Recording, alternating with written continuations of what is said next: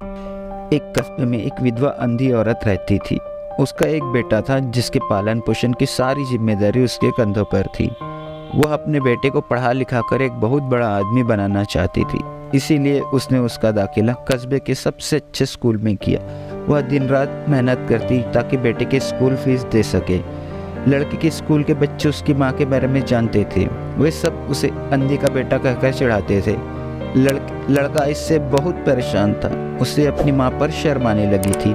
वह उसके साथ कहीं भी आने जाने से कतराने लगा था। जब लड़का बड़ा हुआ तो उसके शहर में अच्छी नौकरी लग गई। उसने अपनी माँ से वादा किया कि शहर में मकान लेकर वह उसे लेने आएगा, लेकिन वह शहर गया तो फिर लौटकर वापस नहीं आया। उसकी अंधी माँ उसका इंतजार करती रह गई। कई महीने बीत गए, लड़की की कोई खबर नहीं आई। अंधी एक दिन उससे रहा नहीं गया और बेटे से मिलने शहर पहुंच गई।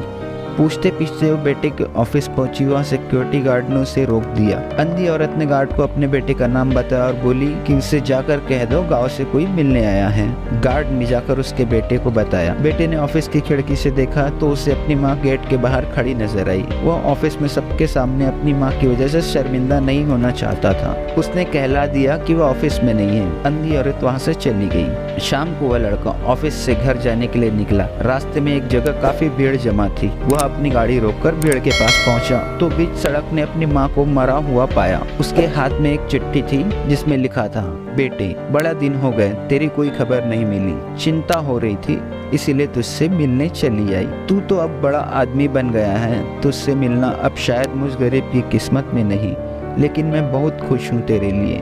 तूने अपना ही नहीं मेरा सपना भी पूरा किया। मलाल है कि तेरी तरक्की देख नहीं सकती।